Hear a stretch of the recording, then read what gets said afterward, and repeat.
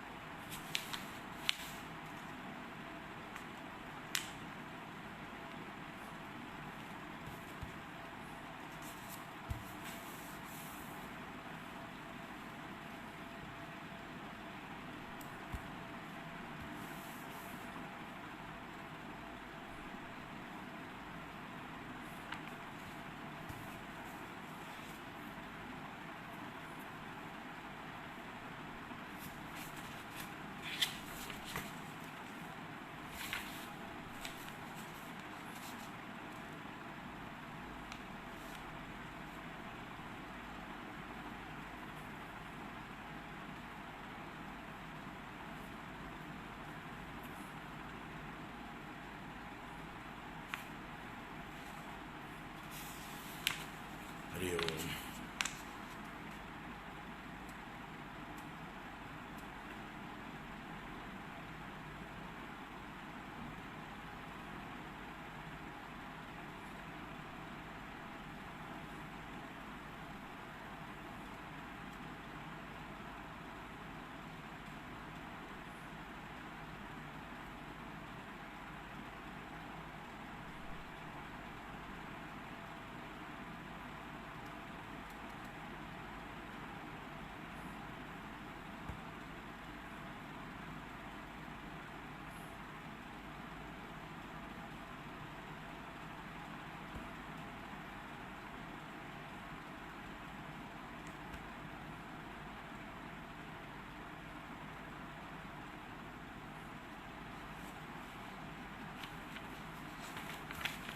നാരായണ.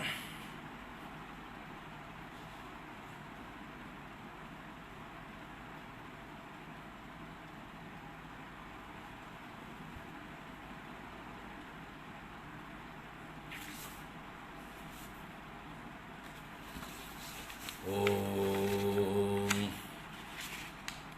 ശ്രീ ഗണേശായ നമഃ. ഓം ശ്രീ സരസ്വത്यै നമഃ. ഓം ശ്രീ ഗുരുഭ്യോ നമഃ.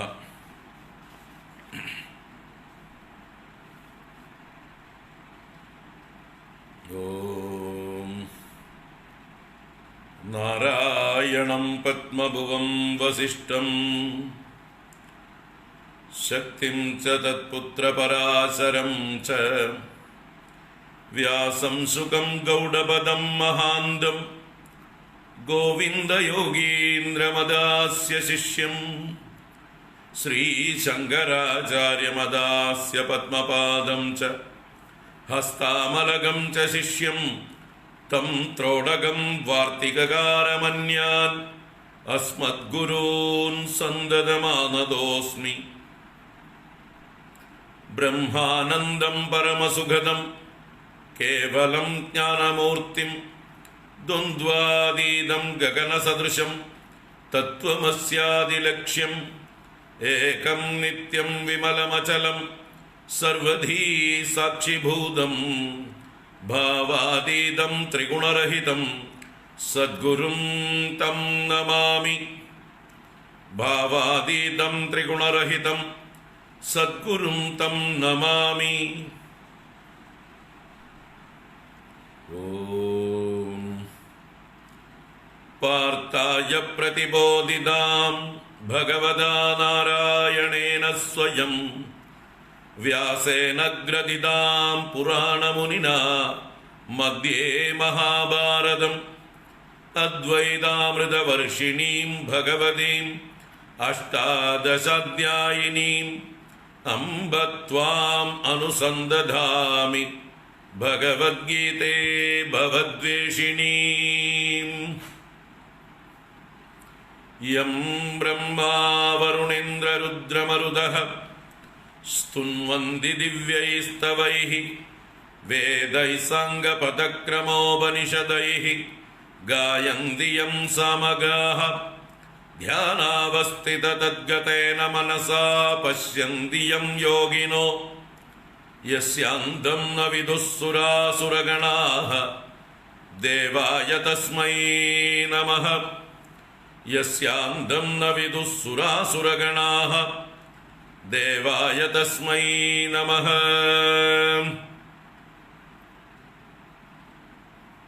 ഓം നമോ ഭഗവതേ വാസുദേവായ. ഓം ശ്രീകൃഷ്ണ പരമാത്മനേ നമഃ. ഓം നമഃ പരമഋഷിഭ്യോ നമഃ പരമഋഷിഭ്യഃ.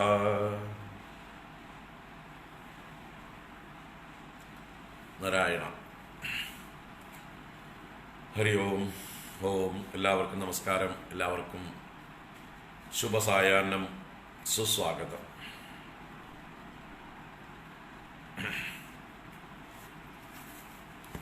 ശ്രീമദ് ഭഗവത്ഗീത 44 എപ്പിസോഡാൻ തോന്നുന്നു. അതിലേക്ക് ഏവർക്കും സുസ്വാഗതം. 2-ാം അധ്യായം 16-ാം ശ്ലോകം ഏകദേശം കുറേ ചർച്ച ചെയ്തു നമ്മൾ. ഇനി അടുത്ത ശ്ലോകത്തിലേക്ക് കടക്കാറായി. അപ്പോൾ ഇന്ന് 17-ാമത്തെ ശ്ലോകത്തിലേക്ക് പ്രവേശിക്കാം. ആദ്യത്തെ 16 ശ്ലോകങ്ങളും ഒന്ന് ചൊല്ലാം. ഓം നമോ ഭഗവതേ വാസുദേവായ. ഓം ശ്രീകൃഷ്ണ പരമാത്മനേ നമഃ. അഥ ദ്വിതീയോऽധ്യായഃ സാംഖ്യയോഗഃ. സഞ്ജയ ഉവാച തം തഥാ കൃപയാവിഷ്ടം അശ്രുപൂർണാകുലേക്ഷണം വിഷീദന്തമിദം വാക്യം ഉവാച മധുസൂദനഃ. ശ്രീഭഗവാനുവാച കുതസ്ത്വാകശ്മലമിദം വിഷമേ സമുപസ്ഥിതം അനാര്യജുഷ്ടമസ്വർഗ്യം അകീർത്തികരമർജുന. ക്ലൈബ്യം മാസ്മഗമഃ പാർത്ഥ നൈതത്വയ്യുപപദ്യതേ. ക്ഷുദ്രം ഹൃദയ ദൗർബല്യം ത്യക്തോത്തിഷ്ഠ പരന്തപ. അർജുന ഉവാച കഥം ഭീഷ്മമഹം സംഖ്യേ ദ്രോണം ച മധുസൂദന. ഇഷുഭിഃ പ്രതിയോത്സ്യാമി പൂജാർഹാവരിസൂദന. ഗുരൂന ഹത്വാ ഹി മഹാനുഭാവാൻ ശ്രേയോ ഭോക്തും ഭൈക്ഷ്യമപീഹ ലോകേ. ഹത്വാർത്ഥകാമാംസ്തു ഗുരൂനിഹൈവ ഭുഞ്ജീയ ഭോഗാൻ രുധിരപ്രദിഗ്ധാൻ. ന ചൈതദ്വിദ്മഃ കതരന്നോ ഗരീയോ യദ്വാ ജയേമ യദി വാ നോ ജയേയുഃ. യാനേവ ഹത്വാ ന ജിജീവിഷാമഃ തേവ സ്ഥിതാഃ പ്രമുഖേ ധാർത്തരാഷ്ട്രാഃ. കാർപണ്യദോഷോപഹതഃ സ്വഭാവഃ പൃച്ഛാമി ത്വാം ധർമ്മസമ്മൂഢചേതാഃ. യത്ശ്രേയസ്യാന്നിശ്ചിതം ബ്രൂഹി തന്മേ ശിഷ്യസ്തേഹം ശാധി മാം ത്വാം പ്രപന്നം. നഹി പ്രപശ്യാമി മമാപനുദ്യാത് യച്ഛോകമുച്ഛോഷണമിന്ദ്രിയാണാം. അവാപ്യ ഭൂമാവസപത്മവൃദ്ധം രാജ്യം സുരാണാമപി ചാധിപത്യം. സഞ്ജയ ഉവാച ഏവമുക്ത്വാ ഹൃഷീകേശം ഗുഡാകേശഃ പരന്തപ. നാരായണ. അപ്പോൾ വളരെ വിശദമായി നമ്മൾ കണ്ടു. ഇനിയും എത്ര വേണമെങ്കിൽ കാണേണ്ടതാണ്. എങ്കിലും നമ്മൾക്ക് ക്ഷമയുടെ പരിധികളുള്ളത് കൊണ്ട് നമ്മൾ മുന്നോട്ട് പോവുകയാണ്.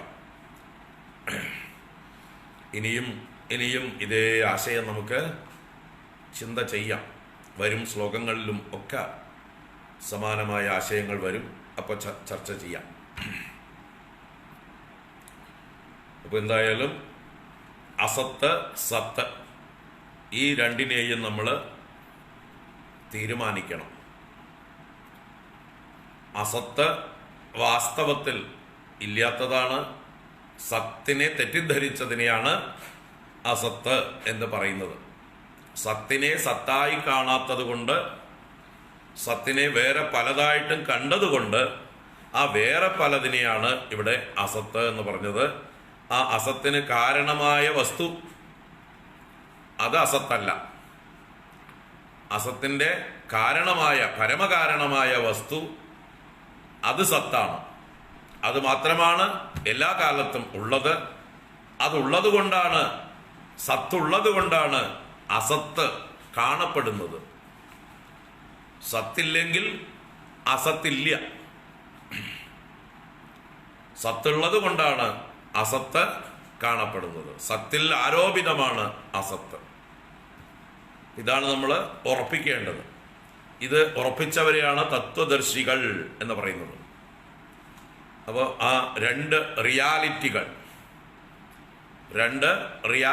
ഒന്ന് നമ്മളിപ്പോൾ കണ്ടുകൊണ്ടിരിക്കുന്ന ഈ പ്രപഞ്ചം, അതൊരു ട്രാൻസാക്ഷണൽ റിയാലിറ്റി മാത്രമേ ഉള്ളൂ. അതൊരു അബ്സല്യൂട്ട് റിയാലിറ്റി അല്ല,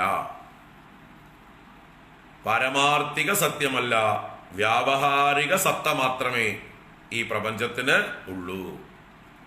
ഈ കണ്ടുകൊണ്ടിരിക്കുമ്പോൾ ഉണ്ട് എന്ന് മാത്രമേ ഉള്ളൂ. നാളത്തെ കാര്യത്തിൽ ഒരു ഗ്യാരണ്ടിയും ഒരു വസ്തുവിനും ഇല്ല. ഇന്നലെ ഇല്ലാതിരുന്നതാണ്, വരും കാലങ്ങളിൽ ഇല്ലാതാവുന്നതാണ്. അത് നാളെ അടുത്ത നിമിഷം പോലും ഇല്ലാതെ ആവാം. സ്വന്തമായിട്ടൊരു അസ്തിത്വം അതിനില്ല. അതുകൊണ്ടാണ് ഈ ഒരു അവ്യവസ്ഥ, ഒരു ഗ്യാരണ്ടി നമുക്ക് പറയാൻ പറ്റാത്തത്. സ്വന്തമായിട്ടൊരു അസ്തിത്വം അതിനുണ്ടായിരുന്നുവെങ്കിൽ നമുക്ക് പറയാം, ഗ്യാരണ്ടി ആയിട്ട് പറയാം, ഇത് ഇത്ര കാലം ഇവിടെ ഉണ്ടാവും, എന്നും ഉണ്ടാവും ഇവിടെ എന്ന് പറയാൻ കഴിയുമായിരുന്നു. പക്ഷേ സ്വന്തമായിട്ടുള്ള അസ്തിത്വമല്ല, കടമെടുത്ത അസ്തിത്വമേ ഉള്ളൂ. സത്തിന്റെ അസ്തിത്വം കടമെടുത്തിട്ടാണ് ഈ അസത്തായ, ഈ മിഥ്യയായ ഈ കാണുന്ന നാമരൂപങ്ങളെല്ലാം നമ്മൾ കണ്ടുകൊണ്ടിരിക്കുന്നത്. അപ്പോൾ ഒരേ ഒരു വസ്തു മാത്രമാണ് സത്ത്. അതിനൊരു കാലത്തും നാശമില്ല, അഭാവം ഇല്ല, നോൺ എക്സിസ്റ്റൻസ് ഇല്ല. ന അഭാവോ വിദ്യതേ സതഃ. ഉഭയോഹോ എന്ന് പറഞ്ഞാൽ സദസദോഹോ, ഈ സത്തിൻ്റെയും അസത്തിൻ്റെയും അന്തഃ ദൃഷ്ടഃ, അതിൻ്റെ അന്തം, അതിൻ്റെ തീരുമാനം, നിശ്ചയം ദർശിക്കപ്പെട്ടിട്ടുണ്ട്.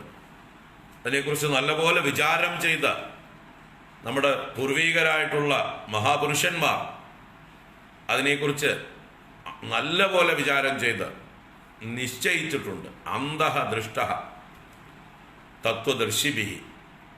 ഇതിൻ്റെ പരമാർത്ഥം അറിയുന്ന ആളുകളാൽ, സത്യമറിയുന്ന ആളുകളാൽ തീരുമാനമാക്കപ്പെട്ടിട്ടുണ്ട്. സത്ത് സത്താണെന്നും അസത്ത് അസത്താണെന്നും.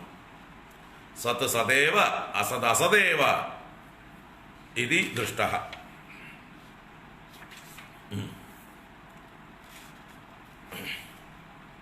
അനയോഹോ യഥോക്തയോഹോ, ഈ രണ്ടിൻ്റെയും തത്വദർശിഭിഃ. ആരാണ് തത്വദർശികള്? എന്താണോ യാഥാത്മ്യം, എന്താണോ യഥാർത്ഥമായിട്ടുള്ളത്, അതിനെ ദർശിച്ചവർ തത്വദർശികൾ എന്നും ഇന്നലെ നമ്മൾ ചർച്ച ചെയ്തു. ഇനി ഈ ഒരു ശ്ലോകത്തിൽ നിന്ന് അർജുനൻ ഉൾക്കൊള്ളേണ്ടത് എന്താണെന്ന് അവസാനം ഭാഷ്യകാരൻ ഈ ശ്ലോകത്തിൻ്റെ ഒരു ചർച്ചയുടെ അവസാനം കൺക്ലൂഷൻ പറഞ്ഞിട്ട് പോവുകയാണ്. അടുത്ത ശ്ലോകത്തിലേക്ക് കടക്കുന്നതിന് മുമ്പ് ഈ ശ്ലോകത്തിൻ്റെ ഭാഷ്യത്തെ ഇങ്ങനെയാണ് ആചാര്യ ഭഗവത്പാദർ കൺക്ലൂഡ് ചെയ്യുന്നത്. എന്താ പറയണത്? ത്വമപി തത്വദർശിനാം ദൃഷ്ടിമാശ്രിത്യ ശോകം മോഹം ച ഹിത്വാ ശീതോഷ്ണാദീനി നിയത അനിയത രൂപാണി ദ്വന്ദ്വാനി വികാരഃ അയം അസന്നേവ മരീചി ജലവത് മിഥ്യ അവഭാസതേ ഇതി മനസ്സി നിശ്ചിത്യ തിദിക്ഷസ്വ ഇത്യഭിപ്രായഃ. അപ്പൊ ഈ ശ്ലോകത്തിലൂടെ ഭഗവാന്റെ അഭിപ്രായം, ഭഗവാൻ അർജുനന് കൊടുക്കുന്ന സന്ദേശം, അർജുനന് കൊടുക്കുന്ന lesson, the moral of the story എന്ന് പറയും പോലെ ഈ 16-ാം ശ്ലോകത്തിൽ നിന്ന് അർജുനൻ ഉൾക്കൊള്ളേണ്ടത്, അർജുനൻ മാത്രമല്ല ഗീതാ വിദ്യാർത്ഥികളായ നമ്മൾ എല്ലാവരും ഉൾക്കൊള്ളേണ്ടത് എന്താണത്? ത്വമപി, നീയും അർജുന, തത്വദർശിനാം ദൃഷ്ടിം ആശ്രിത്യ, ആ തത്വദർശികളുടെ ദൃഷ്ടിയെ ആശ്രയിച്ചുകൊണ്ട്, എന്ന് വെച്ചാൽ അവരെ പോലെ, അവർ കാണുന്ന പോലെ നീയും കണ്ടിട്ട്, തത്വദർശികൾ ഏത് ദൃഷ്ടി കൊണ്ട് കാണുന്നുവോ അതേ ദൃഷ്ടിയിലൂടെ നീയും കാണാൻ ശ്രമിക്കൂ. നീ നിന്റെ വികലമായ ദൃഷ്ടിയെ ഉപേക്ഷിക്കൂ. നിന്റെ അറിവില്ലാത്ത, പാകതയില്ലാത്ത, അസംസ്കൃതമായ ആ ദൃഷ്ടിയെ ഉപേക്ഷിച്ച് തത്വദർശികൾ ഏത് ദൃഷ്ടിയെ അവലംബിച്ച്, ഏത് കോണിലൂടെ അവർ നോക്കിയോ, ഏത് തലത്തിൽ നിന്ന് അവർ സത്യത്തെ കണ്ടുവോ ആ തലത്തിലേക്ക് നീയും ഉയർന്നത്, അവരെ പോലെ കണ്ടിട്ട്, ത്വമപി തത്വദർശിനാം ദൃഷ്ടിം ആശ്രിത്യ അവലംബ്യ ശോകം മോഹം ച ഹിത്വാ, ശോകവും മോഹവും ഉപേക്ഷിച്ചിട്ട്. തത്വദൃഷ്ടി ഉണ്ടായാൽ ശോകമോഹങ്ങൾ ഉണ്ടാവില്ല. കാരണം എന്താ? ശീത ഉഷ്ണാദീനി നിയതാനിയത രൂപാണി ദ്വന്ദ്വാനി വികാരഃ അയം അസന്നേവ. ഏതൊക്കെ? ഈ വികാരങ്ങളെല്ലാം ശീതം ഉഷ്ണം ഇങ്ങനെയുള്ള നിയത അനിയത രൂപാണി, ഒരു നിശ്ചയവുമില്ലാത്ത, ചിലപ്പോൾ ഉണ്ടെന്ന് തോന്നും, പിന്നെ നോക്കിയാൽ കാണാതെയാവും, അങ്ങനെ വ്യവസ്ഥയില്ലാത്ത, ഒരു ഗ്യാരണ്ടിയും പറയാൻ പറ്റാത്ത ഈ ലോകത്തിലുള്ള എല്ലാ അവസ്ഥകളെയും ശീത ഉഷ്ണാദീനി നിയത അനിയത രൂപാണി ദ്വന്ദ്വാനി, എല്ലാ ദ്വന്ദ്വങ്ങളെയും, എല്ലാ ഡ്യുവൽ സിറ്റുവേഷൻസിനെയും, ഓപ്പോസൈറ്റ്സിനെയും, വിപരീത ഭാവങ്ങളെ എല്ലാറ്റിനെയും, അയം വികാരഃ, ഇതെല്ലാം വികാരമാണ്, എവർ ചേഞ്ചിങ്, ഇത് പ്രകൃതിയുടേതായിട്ടുള്ള വികാരമാണ്, പ്രകൃതിയുടെ വികൃതിയാണിതെല്ലാം. അസന്നേവ, അസന്നേവ എന്ന് പറഞ്ഞാൽ അസത്തേവ, അസത്ത് എന്നുള്ളതിനെയാണ് ഇവിടെ അസന്ന് എന്ന് പറഞ്ഞത്. അസത്തേവ, ഇവിടെ അയം എന്ന് പുല്ലിംഗ ശബ്ദമായതുകൊണ്ട്, വികാരഹ പുല്ലിംഗ ശബ്ദമായതുകൊണ്ട് അസത്ത് എന്നുള്ള ശബ്ദത്തെ അസന്ന് എന്ന് പുല്ലിംഗ ശബ്ദമാക്കി. അപ്പൊ അസന്നേവ, അത് അസത്ത് തന്നെയാണ്, അതിന് സത്യത്വമില്ല. വികാരങ്ങളൊന്നും സത്യമല്ല. വികാരങ്ങളെല്ലാം ഏതോ സത്യത്തിന്റെ മുകളിൽ കിടന്ന് കളിക്കുകയാണ്. സത്യത്തിന്റെ മുകളിൽ ആരോപിതമാണ് വികാരങ്ങളെല്ലാം. ഏതുപോലെ മരീചി ജലവത് മിഥ്യ, മരീചി ജലവത് മിഥ്യാ അവഭാസതേ ഇതി മനസ്സി നിശ്ചിത്യ. മരുമരീചികയിലെ ജലം, മരുഭൂമിയിൽ വെള്ളം ഓളം വെട്ടുന്നത് കണ്ടാൽ അതിൽ സത്യത്വ ബുദ്ധി ഉണ്ടാവുമോ? അതിനെക്കുറിച്ച് അറിവുള്ളവർക്ക്. മൃഗങ്ങൾക്കുണ്ടായി എന്ന് വരും തെറ്റിദ്ധാരണ. സത്യത്വ ബുദ്ധി ഉണ്ടായിട്ട് മൃഗങ്ങള് ആ വെള്ളമാണെന്ന് കരുതി അതിന്റെ പുറകെ ഓടിക്കൊണ്ടേയിരിക്കും. അതുകൊണ്ടാണ് അതിന് മൃഗതൃഷ്ണ എന്ന് പറയുന്നത്. മനുഷ്യന്മാർക്ക് അത് തൃഷ്ണയുണ്ടാക്കരുത്. മനുഷ്യന് യുക്തിയുണ്ട്, വിചാരം ചെയ്യാനുള്ള ബുദ്ധിയുണ്ട്, വിവേകം ചെയ്യാനുള്ള സാമർഥ്യമുണ്ട്. അവന് നിശ്ചയിക്കാൻ കഴിയണം, ഇത് വെറും മരുഭൂമിയാണ്, ഇവിടെ ഒരു തുള്ളി വെള്ളം ഇന്നലെ ഉണ്ടായിട്ടില്ല, മഴ പെയ്തിട്ടില്ല, മഴ പെയ്താലും ഒരു തുള്ളി വെള്ളം അവിടെ നിൽക്കില്ല, അത് വെറും തിളക്കം മാത്രമാണ്, സൂര്യപ്രകാശം കൊണ്ട് മണൽ വെട്ടിത്തിളങ്ങുന്നതാണ്, അതിൻ്റെ ഒരു റേഡിയേഷനാണ്, അത് വെള്ളം പോലെ തോന്നുകയാണ്, ഒരു തുള്ളി വെള്ളം അവിടെ ഇല്ല. അതുകൊണ്ട് ഞാൻ പ്രയത്നം ചെയ്താൽ എൻ്റെ അധ്വാനം വൃഥാവിലാവും, ഞാൻ കൂടുതൽ ക്ഷീണിക്കും, വെള്ളത്തിന് വേണ്ടി അധ്വാനിച്ച് അവസാനം വെള്ളം കിട്ടാതെ ഞാൻ മരിച്ചു വീഴുമ്പോഴേ എന്ന് ചിന്തിക്കാൻ കഴിവുള്ളവനാണ് മനുഷ്യൻ. അപ്പൊ മൃഗങ്ങൾക്ക് മാത്രമാണ് അത് തൃഷ്ണയെ ഉണ്ടാക്കേണ്ടത്. അപ്പൊ മരീചി ജലവത് മിഥ്യാ അവഭാസതേ ഇതി, മരുമരീചികയിലെ ജലം പോലെയാണ്, മിഥ്യയാണ് എന്ന് മനസ്സിൽ നിശ്ചിത്യ, മനസ്സിൽ നിശ്ചയിച്ചിട്ട് തിദിക്ഷസ്വ ഇത്യഭിപ്രായഃ. തിദിക്ഷസ്വ, തിദിക്ഷസ്വ, നീ അതിനെ ഉപേക്ഷിക്കുവാൻ ശക്തനാവൂ. തെക്തും ക്ഷമനായി ഭവിക്കൂ. തിദിക്ഷ എന്നാൽ തെക്തും ക്ഷമത, അവഗണിക്കുവാനുള്ള ശക്തി, നിസാരമായി കരുതാനുള്ള ശക്തി, അതിനെ ഗുരുതരമായി തലയിൽ കയറ്റിവെക്കാതിരിക്കുക. അത്രയ്ക്ക് വലുതൊന്നുമല്ല, അത്രയ്ക്ക് ഡിസർവിങ്ങുമൊന്നുമല്ല, നിങ്ങളുടെ ദുഃഖത്തിന് വർത്തിയൊന്നുമല്ല അത്. അതിൻ്റെ പുറകെ പോയിട്ട് കരയേണ്ട കാര്യമില്ല. അതിന് അത്രമാത്രമേ വിലയുള്ളൂ.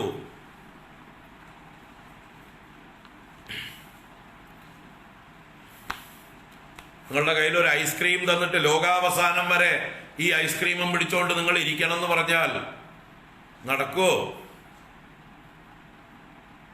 ആരോടാ പറയണ ചോദിക്കും നിങ്ങൾ, അല്ലേ? എന്താ സ്വാമി, പ്രാന്തുണ്ടോ സ്വാമിക്ക്? ഒരു ഐസ്ക്രീമിനെയും തന്നിട്ട് ലോകാവസാനം വരെ ഇതും പിടിച്ചോണ്ടിരിക്കണം എന്ന് പറഞ്ഞാൽ അങ്ങേക്ക് എന്താ അത്? ബുദ്ധിഭ്രമം വല്ലതും ഉണ്ടായോ എന്ന് ഇങ്ങോട്ട് ചോദിക്കും, അല്ലേ? അങ്ങനെയല്ലേ നിങ്ങളൊക്കെ ചോദിക്കുക? ഞാൻ അങ്ങനെ ചോദിക്കുക. ആരെങ്കിലും എന്നോട് ഒരു ഐസ്ക്രീമും തന്നിട്ട് ഇത് ലോകാവസാനം വരെ നിങ്ങളുടെ കയ്യിൽ കാണണം, അല്ലെങ്കിൽ നാളെ കാണണം, കളയരുത്, സൂക്ഷിച്ച് കയ്യിൽ കൊണ്ടു നടക്കണം എന്ന് പറഞ്ഞാൽ നാളെ പോയിട്ട് 1 മണിക്കൂർ കൊണ്ടു നടക്കാൻ പറ്റുമോ? ഇത് അരമണിക്കൂർ ഉണ്ടാവുമോ? ചോദിക്കില്ലേ നിങ്ങൾ? അതുകൊണ്ട് അതിനെ സീരിയസ് ആയിട്ട് എടുക്കേണ്ട കാര്യമില്ല. അതിനെ അതിൻ്റെ തലത്തിൽ മാത്രം എടുക്കുക. വ്യാവഹാരികമായിട്ടുള്ള ആ ഒരു തലം അത് അംഗീകരിച്ചുകൊണ്ട് അതിൻ്റെ ആ വില മാത്രം കൊടുക്കുക. അത് അർഹിക്കുന്ന വില മാത്രം കൊടുക്കുക. അർഹിക്കുന്നതിൽ കൂടുതൽ കൊടുക്കുന്ന വിലയ്ക്ക് പേരെന്ത് വിലയാണത്? മോഹവില. നമ്മൾ കൊടുക്കുന്നത് ഇന്ന് ലോകത്തിൽ പല വസ്തുക്കൾക്കും മോഹവിലയാണ്. It's not deserving. അത്രയും വിലയൊന്നും അതിനില്ല. നമ്മൾ മോഹം കൊണ്ട് കൊടുക്കുന്ന വിലയാണ് മോഹവില. യഥാർത്ഥത്തിൽ അതിനൊരു വിലയുമില്ല, അത്രയ്ക്കുള്ള വിലയൊന്നുമില്ല. ഈ ലോകത്തില് പല പദാർത്ഥങ്ങളും ശരിക്കും ചിന്തിച്ചാൽ ഒരു വിലയുമില്ലാത്ത പദാർത്ഥങ്ങളാണ്. കാരണം അത് നമുക്ക് വലിയ യൂസ്ഫുൾ അല്ലാത്ത പദാർത്ഥങ്ങളാണ്.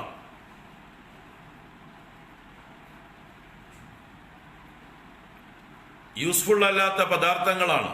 അതിനെയാണ് നമ്മൾ വില കൊടുത്ത് വാങ്ങിക്കുന്നത്. കാശ് കൊടുത്ത് കടിക്കുന്ന പട്ടിയെ വാങ്ങിക്കുക എന്ന് പറഞ്ഞ പോലെയാണ് നമ്മൾ പലതും വാങ്ങിച്ചു കൂട്ടുന്നത്. യഥാർത്ഥത്തിൽ ആ വില കൊടുക്കേണ്ട അർഹതയൊന്നും അതിനില്ല.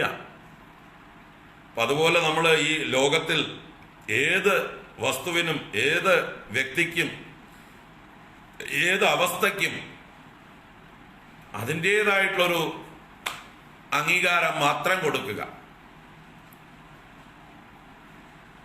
ഈ ലോകത്തിൽ നമ്മൾക്ക് ഈ ശരീരം കൊണ്ട് ജീവിക്കാൻ എന്ത് അത്യാവശ്യമുണ്ടോ അതിന് മാത്രം നമ്മൾ പരിശ്രമിച്ചാൽ മതിയാവും. വാസ്തവത്തിൽ അതിന് പരിശ്രമിക്കേണ്ട കാര്യമൊന്നുമില്ല. ഇവിടെ ജന്തുക്കളാരും രാവിലെ എഴുന്നേറ്റ് സൂട്ടും കോട്ടും ടൈയും ഇട്ടിട്ട് ജോലിക്ക് പോകുന്നില്ല.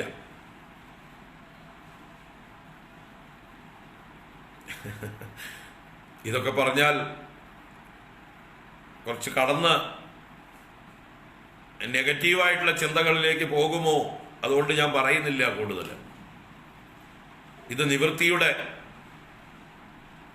നിവൃത്തിയുടെ മാർഗമാണിത്. പ്രവർത്തിക്കുന്നവരെ നമ്മൾ പ്രവർത്തിക്കാൻ അനുവദിക്കുക. ന ബുദ്ധിഭേദം ജനയേത് അജ്ഞാനാം കർമ്മസംഗിനാം. അവരോടട്ടെ, സൂട്ടും കോട്ടും ഒക്കെ ഇട്ട് ഓടുന്നവരെ ഓടട്ടെ. ഞാൻ ചിന്തിക്കാൻ വേണ്ടി പറയുകയാണ്. രാവിലെ എഴുന്നേറ്റ് ഒരു ജന്തുവും സൂട്ടും കോട്ടും ഇട്ടിട്ട് പായുന്നില്ല.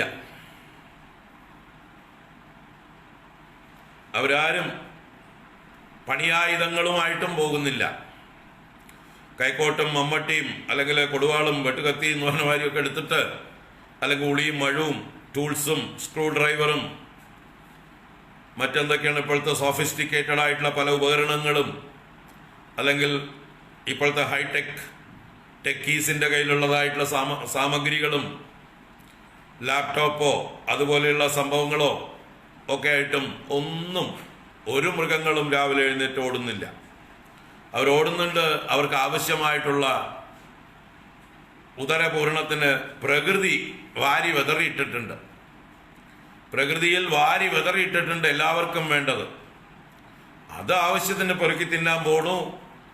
അത് കഴിഞ്ഞ് തൃപ്തിയായി കഴിഞ്ഞാൽ ഒരു ഭാഗത്ത് സുഖമായിട്ട് കിടക്കണു.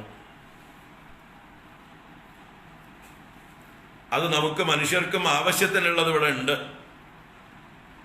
നമുക്ക് ആവശ്യങ്ങൾ കൂടിക്കൂടി വന്ന് അനാവശ്യവും അത്യാഗ്രഹവും നമ്മുടെ ആവശ്യങ്ങളുടെ ലിസ്റ്റ് നമ്മൾ കൂട്ടി വന്നപ്പോൾ നമുക്ക് ഓട്ടവും കൂടുതലായി, സ്വൈരമില്ലാതായി, ഇരിക്കാൻ പൊറുതിയില്ലാതായി. ശരി, അപ്പൊ ഇവിടെ തെക്തും ക്ഷമത, സഹിക്കുവാനുള്ള അല്ലെങ്കിൽ ഉപേക്ഷിക്കുവാനുള്ള ശക്തി, സാമർഥ്യം.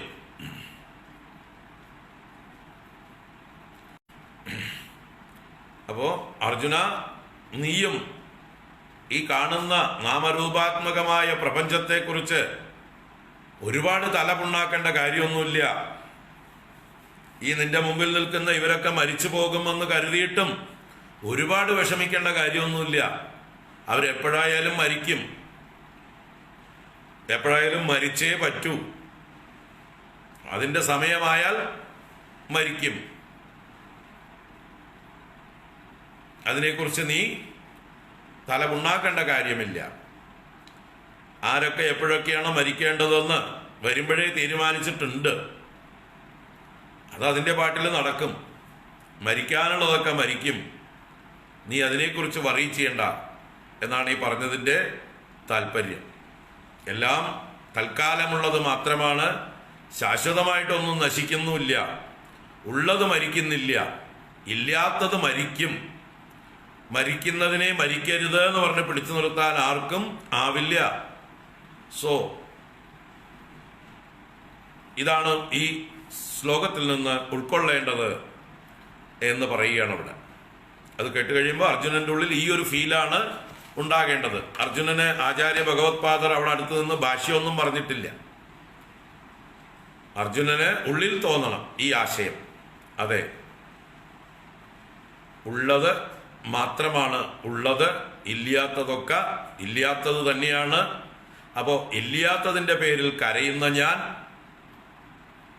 വിഡ്ഢിയാണ് എന്ന് സ്വയം തോന്നണം. ഇല്ലാത്തതിൻ്റെ പേരിൽ കരയുന്ന ഞാൻ വിഡ്ഢിയാണ്. നമ്മൾ സ്വപ്നത്തിൽ പലതും കണ്ട് സ്വപ്നത്തിൽ ഭയപ്പെട്ട് കരയും നിലവിളിക്കുകയൊക്കെ ചെയ്യും. സ്വപ്നത്തിൽ നമ്മുടെ ഉറ്റ സുഹൃത്തോ ആരെങ്കിലുമൊക്കെ അപകടത്തിൽപ്പെട്ടു, മരിച്ചു എന്നൊക്കെ പറഞ്ഞാൽ നമ്മൾ കരയും, സ്വപ്നത്തിൽ കരയും. ഉണർന്നു കഴിഞ്ഞാൽ പിന്നെയും കരയോ? സ്വപ്നത്തിൽ നിന്ന് എങ്ങനെയെങ്കിലും നിങ്ങളുടെ കരച്ചിൽ കേട്ട് അടുത്തുള്ള ഒരാൾ ഒരു അടി തന്നു, എണീക്ക്, എന്താ എന്ന് ചോദിച്ചിട്ട് ഭാര്യയാവാം ഭർത്താവാകാം ആരെങ്കിലും നമ്മളെ ഒരു തട്ടി വിളിച്ചു, എന്തിനാ കരയണ എന്ന് ചോദിച്ചു. നമ്മൾ ഉണർന്നപ്പോൾ നമുക്ക് മനസ്സിലായി നമ്മൾ സ്വപ്നം കണ്ടതാണ്. യഥാർത്ഥത്തിൽ കൂട്ടുകാരൻ മരിച്ചിട്ടൊന്നുമില്ല. അപ്പൊ ഞാൻ കരയേണ്ട കാര്യമൊന്നുമില്ല എന്ന് മനസ്സിലാക്കി ജാഗ്രത്തിൽ കരയില്ല. പിന്നെ സ്വപ്നത്തിൽ കരഞ്ഞു, ജാഗ്രത്തിൽ കരയാറില്ല. ആ സ്വപ്നത്തിൽ നഷ്ടപ്പെട്ടതിനെ കുറിച്ചൊന്നും ഓർത്തിട്ട് ജാഗ്രത്തിൽ നമ്മൾ വിഷമിക്കാറില്ല, അതിനെ തെരഞ്ഞു പോകാറില്ല, വീണ്ടെടുക്കാൻ പോകാറില്ല, ഒന്നും ചെയ്യാറില്ല.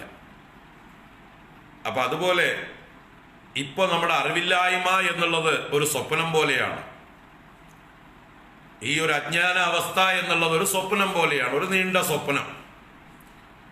ഇതിൽ നിന്ന് ഉണർന്നവർ അവരാണ് തത്വദർശികൾ. ഈ അജ്ഞാനമാകുന്ന സ്വപ്നത്തിൽ നിന്ന് ഉണർന്നവരെയാണ് തത്വദർശികൾ എന്ന് പറയുന്നത്. ആ ഉണർന്നവരുടെ കൂട്ടത്തിൽ നീയും ഉണരൂ അർജുന എന്നിട്ട് നീ സ്വപ്നത്തിൽ കണ്ടതിനെ കുറിച്ച് ഇപ്പോഴും കരയാതിരിക്കൂ.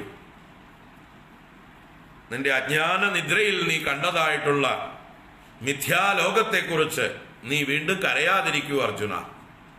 നീ ഉണരൂ. നീ ആ തത്വദർശികളെ പോലെ ഉണരൂ. അവരുടെ ദൃഷ്ടി നിനക്കും ഉണ്ടാകട്ടെ എന്നാണ് ഈ പറഞ്ഞതിൻ്റെ സാരം എന്ന് അർജുനൻ സ്വയം ഈ ശ്ലോകത്തിൽ നിന്ന് അല്ലെങ്കിൽ ഈ ആശയത്തിൽ നിന്ന് ചിന്തിച്ചെടുക്കണം. അതാണ് വേണ്ടത്. അർജുനൻ മാത്രമല്ല, നമ്മൾ ഓരോരുത്തരും. ശരി, നമുക്ക് അടുത്ത ശ്ലോകത്തിലേക്ക് പോകാം. 16 കഴിഞ്ഞു 17-ാമത്തെ ശ്ലോകം. ഇന്ന് 16-ാം തീയതി, ഇന്ന് ധനുമാസം 1-ാം തീയതി. നമുക്ക് അടുത്ത പുതിയ ശ്ലോകത്തിലേക്ക് കിടക്കാം. കിം പുനഃ തത് യത് സദേവ സർവദാ ഏവ അസ്തി ഇതി ഉച്യത്തെ. കിം പുനഃ, പിന്നെ എന്താണ്, തത് യത് ഏതൊന്നാണോ, സത് ഏവ സത്തായിട്ട്, സർവദാ ഏവ അസ്തി എല്ലായ്പ്പോഴും ഉള്ളത്, ഇതി ഉച്യത്തെ അതിനെക്കുറിച്ച് പറയുന്നു. അപ്പൊ ഏതാണ് സത്ത്, എല്ലായ്പ്പോഴുമുള്ള വസ്തു, അതിനെക്കുറിച്ചാണ് ഇനി പറയുന്നത്. അപ്പൊ സത്തിന് നാശമില്ല എന്നുള്ള ലോജിക്കാണ് ഇപ്പൊ പറഞ്ഞത്.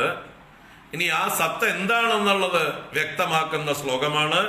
അടുത്ത ലക്ഷണം എന്താണെന്ന് അറിയണം. ഈ സത്തിനെ എങ്ങനെ കണ്ടുപിടിക്കും, ഏതാണ് സത്തെന്ന് എങ്ങനെ തീരുമാനിക്കും, അതിന്റെ ലക്ഷണം പറഞ്ഞു തരൂ എന്ന് പറഞ്ഞാൽ ഇതാ പിടിച്ചോളൂ ലക്ഷണം. അവിനാശിതു തദ്വിദ്ധി യേന സർവമിദം തദം വിനാശമവ്യയസ്യാസ്യ ന കശ്ചിത് കർത്തുമർഹതി. അവിനാശിതു തദ്വിദ്ധി യേന സർവമിദം തദം വിനാശമവ്യയസ്യാസ്യ ന കശ്ചിത് കർത്തുമർഹതി. അവിനാശി തു തദ് വിദ്ധി യേന സർവം ഇദം തദം. അപ്പോ ഏന ഇദം സർവം തദം, ഏന യാതൊന്നിനാൽ, ഇദം സർവം ഈ കാണുന്ന പ്രപഞ്ചം, നാനാത്വം, ചരാചരാത്മകം.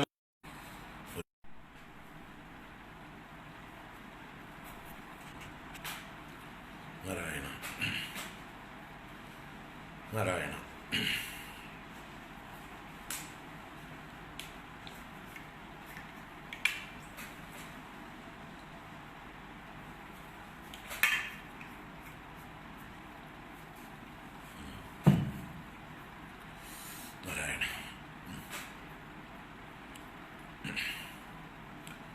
ഏന സർവം ഇദം തദം, ഏന യാതൊന്നിനാൽ, ഇദം സർവം, ഇദം ഇദം ഇദം ഇദം എന്ന് പറഞ്ഞാൽ ഈ ലോകത്തിലുള്ള സർവത്തെയും നമുക്ക് ഇദം എന്ന പട്ടികയിലേക്ക് പെടുത്താം. ഇദം എന്നാൽ ഇത് ഇത് ഇത്, ദിസ് ദിസ് ദിസ് എന്ന് പറഞ്ഞ് തൊട്ട് കാണിക്കാവുന്നത്. അതിപ്പോ എത്ര വിദൂരമായിട്ടുള്ള വസ്തുവിനെയും നമുക്ക് ഇദം എന്ന് പറയാം. അത് നമ്മൾ എങ്ങനെ നോക്കുന്നു എന്നുള്ളതാണ്. ഇപ്പൊ നമ്മുടെ ഏറ്റവും നിയറസ്റ്റ് സാധനങ്ങളെയാണ് ഇത് എന്ന് പറയുക. ഇതം ശരീരം. അപ്പൊ എന്റെ ശരീരത്തിനോട് താരതമ്യം ചെയ്ത് നോക്കിയാൽ 1 മീറ്റർ അപ്പുറത്തിരിക്കുന്നതൊക്കെ എനിക്ക് ഇതമല്ല, ഇത് എന്നല്ല, അത് എന്ന് പറയേണ്ടി വരും അല്ലേ? എന്നാൽ കുറച്ചുകൂടി ദൂരത്തുള്ള ഒരു വസ്തുവായിട്ട് താരതമ്യം ചെയ്താലോ, അപ്പൊ ഈ 1 മീറ്റർ അടുത്തിരിക്കുന്നതൊക്കെ ഇത് എന്ന് പറയേണ്ടി വരും. ഒരു ദൂരെ 10 മീറ്റർ അപ്പുറത്തിരിക്കുന്നത് അതും 1 മീറ്റർ അപ്പുറത്തിരിക്കുന്നത് ഇതുമായി മാറും. ഇനി 100 മീറ്റർ അപ്പുറത്തുള്ള ഒരു സാധനവുമായിട്ട് 10 മീറ്റർ അപ്പുറത്തുള്ളതിനെ താരതമ്യം ചെയ്താൽ 10 മീറ്റർ അപ്പുറത്തുള്ളതിനെ നമ്മൾ അത് എന്ന് പറഞ്ഞിരുന്നു. പക്ഷെ ദൂരെയുള്ള ഒരു സാധനത്തിനെ ചൂണ്ടിക്കാണിക്കുമ്പോൾ 100 മീറ്റർ അപ്പുറത്തുള്ളതിനെ കാണിക്കുമ്പോൾ അത് അതായി, ഇത് ഇതായി. അത് ഇതായി അല്ലേ? അത് എന്ന് പറഞ്ഞത് ഇതായി മാറി. അപ്പൊ അതുപോലെ ഈ ഭൂമിയെ തന്നെ നമുക്ക് ഇത് എന്ന് പറയാം, അപ്പുറത്ത് ദൂരെയുള്ള ചന്ദ്രനെയോ സൂര്യനെയോ ചൂണ്ടിക്കാണിക്കുമ്പോൾ. ഇനി സൂര്യനെ, അത് എന്ന് പറഞ്ഞ സൂര്യനെ നമുക്ക് മറ്റപ്പുറത്തുള്ള ഒരു ഗാലക്സിയെ ചൂണ്ടി കാണിക്കുമ്പോൾ നമ്മൾ ഏത് സൗരയൂഥത്തിലാണ് ഇരിക്കുന്നത്, ഏത് മിൽക്കി വേയിലാണ് ഇരിക്കുന്നത്, അതെല്ലാം ഇതായിട്ട് മാറും. അപ്പുറത്തുള്ളൊരു മറ്റൊരു ഗാലക്സിയെ ചൂണ്ടിയിട്ടാണ് ഞാൻ പറയുന്നത് അതാ ആ ഗാലക്സി എന്ന്. അപ്പോ ഞാനിരിക്കുന്ന ഗാലക്സി ക്ഷീരപഥം എന്ന ഈ ഗാലക്സി ഇതായി മാറുന്നു. അപ്പൊ സൂര്യനും ചന്ദ്രനും അതിലുള്ള മറ്റു നക്ഷത്രങ്ങളും ഒക്കെ ഇത് ഇത് ഇത് എന്ന് വ്യവഹരിക്കാം. ഇനി ഇതിങ്ങനെ താരതമ്യം എത്ര വേണമെങ്കിൽ നമുക്ക് വിദൂരത്തുള്ളതായിട്ടുള്ള കാര്യങ്ങളെക്കുറിച്ച് ചർച്ച ചെയ്യുമ്പോൾ മുമ്പ് അത് എന്ന് പറഞ്ഞതൊക്കെ ഇതായി മാറും.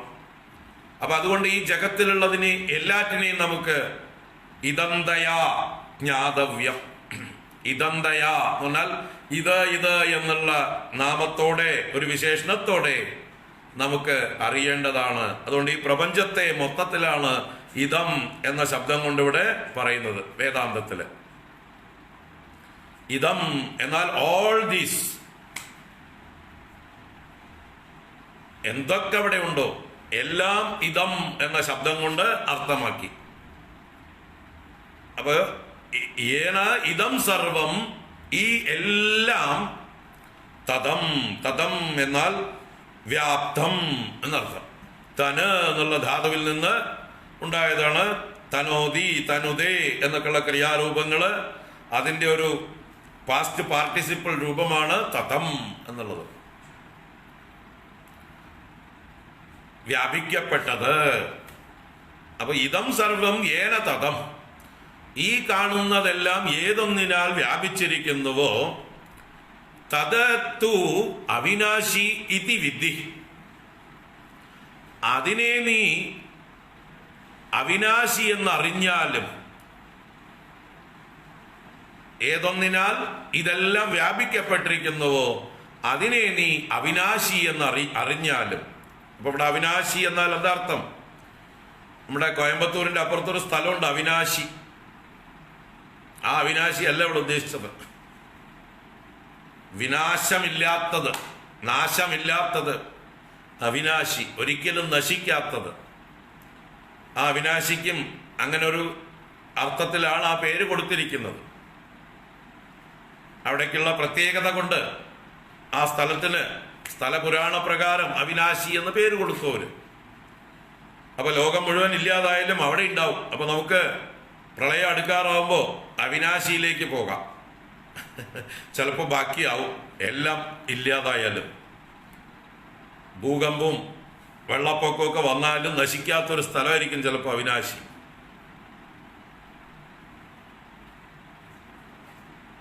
ആവട്ടെ, അവിനാശി എന്ന് പറഞ്ഞാൽ വിനാശമില്ലാത്തത്.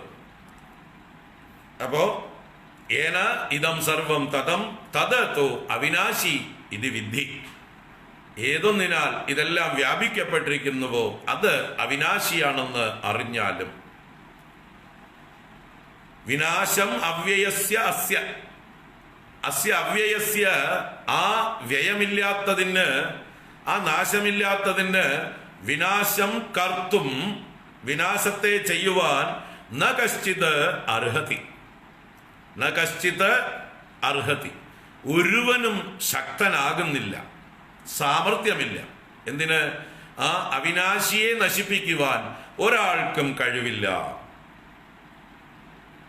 ന കശ്ചിത് അർഹതി, എന്തിന്? അസ്യ അവ്യയസ്യ വിനാശം കർത്തും, നാശമില്ലാത്ത അവ്യയമായ അതിന്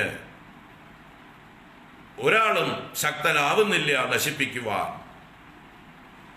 അപ്പൊ ഇവിടെ ഒരു ലോജിക്കാണ് ഇവിടെ പ്രയോഗിക്കുന്നത്. നമ്മുടെ വേദാന്ത ചിന്തയില് അന്വയം, വ്യതിരേകം എന്നുള്ള രണ്ട് പദ്ധതികളിലൂടെയാണ് സത്യനിർണയത്തിന് പറഞ്ഞു തന്നിരിക്കുന്നത്. നമ്മുടെ ഭാഗവതം ആരംഭിക്കുമ്പോൾ പറയുന്നുണ്ട് അല്ലേ, ജന്മാദ്യസ്യ യദോന്വയാദിതരതശ്ച അർത്ഥേഷ്വഭിജ്ഞ സ്വരാട് എന്ന് പറയുമ്പോ അവിടെ അന്വയാത് ഇതരതശ്ച ജന്മാദ്യസ്യ യദ അന്വയാത് ഇതരതശ്ച. അന്വയം അതിന്റെ ഇതരത വിപരീതവും. അന്വയത്തിന്റെ വിപരീതം അതിനെയാണ് ഇതരത എന്നുള്ള ശബ്ദം കൊണ്ട് പറഞ്ഞത്. അതിന്റെ വിപരീതം കൊണ്ടും എന്ന് പറഞ്ഞാലോ, അന്വയത്തിന്റെ വിപരീതം വ്യതിരേകം എന്നുള്ളൊരു പ്രക്രിയയാണ്. അന്വയം എന്നുള്ളൊരു പ്രക്രിയ, വ്യതിരേകം എന്നുള്ളതൊരു പ്രക്രിയ. അപ്പൊ അന്വയ വ്യതിരേകാഭ്യാം എന്നർത്ഥം. അന്വയ വ്യതിരേകങ്ങളിലൂടെ വേണം സത്യനിർണയം ചെയ്യാൻ. സത്യത്തിനെ നമ്മൾ കണ്ടുപിടിക്കേണ്ടത് എങ്ങനെയാണ്? അന്വയ വ്യതിരേകങ്ങൾ എന്ന രണ്ട് പ്രക്രിയയിലൂടെ. അപ്പൊ എന്താണ് ഈ അന്വയം, എന്താണ് വ്യതിരേകം? അന്വയം എന്ന് പറഞ്ഞാല് അനു പ്ലസ് അയ ശബ്ദങ്ങളാണ് രണ്ടു കൂടി ചേർന്നപ്പോ അന്വയമായി.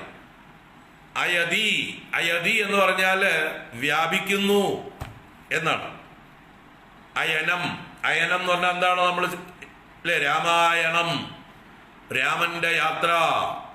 അയനം യാത്ര. അയനം വ്യാപ്തിയാണ്.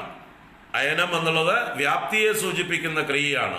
ഇവിടെ ഇല്ലാത്ത ഒരാൾ വേറൊരു ഭാഗത്തേക്ക് പോകുന്നതിനാണ് അയതി എന്ന് പറയുന്നത്. അയതി യാതി തന്നെയാണ്, സഞ്ചരിക്കുന്നു, ഗതി തന്നെയാണ്. അപ്പൊ അയനം അതാണ് അന്വയ ശബ്ദത്തിലെ അയ എന്നുള്ളതായിട്ടുള്ള ശബ്ദം വ്യാപിക്കുന്നത്. അത് അനു എന്നതിന്റെ ആ പ്രിഫിക്സ് കൂട്ടുമ്പോൾ, ഉപസർഗം കൂട്ടുമ്പോൾ അന്വയം എന്നുള്ള ശബ്ദം എല്ലായിടത്തും, അനു എന്നത് കണ്ടിന്യൂറ്റിയെ സൂചിപ്പിക്കുന്ന പ്രിഫിക്സ് ആണ്. That which continuous, that which follows എന്ന് സൂചിപ്പിക്കാനാണ് അനു എന്ന പ്രത്യയം, ആ പ്രിഫിക്സ്. അപ്പൊ അനു അയതി എന്ന് പറഞ്ഞാൽ ദാറ്റ് വിച്ച് കണ്ടിന്യൂസ് ടു പെർവേഡ്. യാതൊന്ന് എല്ലായിടത്തും വ്യാപിച്ചിരിക്കുന്നു, എല്ലായിടത്തും പരന്നിരിക്കുന്നു, എല്ലായിടത്തും വ്യാപിച്ചിരിക്കുന്നു എന്ന് നോക്കൂ. അതാണ് അന്വയ ശബ്ദം കൊണ്ട് ഉദ്ദേശിക്കുന്നത്. അതിന്റെ വിപരീതമാണ് വ്യതിരേകം. വ്യതിരേകം എന്ന് പറഞ്ഞാല് അതിൽ നിന്ന് വേർപെടുത്തുക, അതിരിക്തമാക്കുക. അതിരേകം എന്ന് പറഞ്ഞാൽ അതിരിക്തമാക്കുക, മാറ്റി നിർത്തുക. അതിന്റെ കൂടെ വി കൂടി ചേർത്തപ്പോ വിശേഷേണ അതിരിക്തമാക്കുക, നന്നായിട്ടൊന്ന് മാറ്റി നോക്കുക, സെപ്പറേറ്റ് ചെയ്യുക. അപ്പൊ ഇത് രണ്ട് പ്രക്രിയകളാണ്. ഒന്ന്, എല്ലാറ്റിലും അന്വയിച്ചിരിക്കുന്ന വസ്തു ഏതാണെന്ന് നോക്കുക. മറ്റൊന്ന്, വ്യതിരിക്തമാക്കി നോക്കുക. അപ്പോൾ നിങ്ങൾക്ക് സത്യം അറിയാം. അപ്പൊ ഉദാഹരണം പറഞ്ഞാൽ മനസ്സിലാവും. ഒരു സ്വർണ്ണ ആഭരണം, ഒരു വള എന്ന് വിചാരിക്കുക. ആ വളയുടെ സത്യം എന്താണെന്ന് കണ്ടുപിടിക്കാൻ എന്താണ് ചെയ്യേണ്ടത്? ഈ വളയുടെ റിയാലിറ്റി, വളയുടെ സത്യം എന്താണെന്ന് കണ്ടുപിടിക്കാൻ ഈ വളയിൽ മുഴുവൻ വ്യാപിച്ചിരിക്കുന്നത് എന്താണെന്ന് കണ്ടുപിടിക്കുകയാണ് വേണ്ടത്. അതിനാണ് വളയൊക്കെ ഒന്ന് ഉരച്ചു നോക്കുക, അല്ലേ? വളയുടെ 4 ഭാഗവും ഒന്ന് ഉരച്ചു നോക്കുക.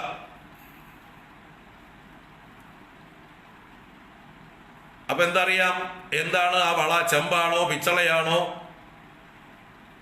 ഏതെങ്കിലും പൂശാണോ, അല്ലെ? ഉള്ളിൽ എന്തെങ്കിലും വെച്ചിട്ട് പുറത്ത് സ്വർണം പോലെ പൂശിയിരിക്കുകയാണോ?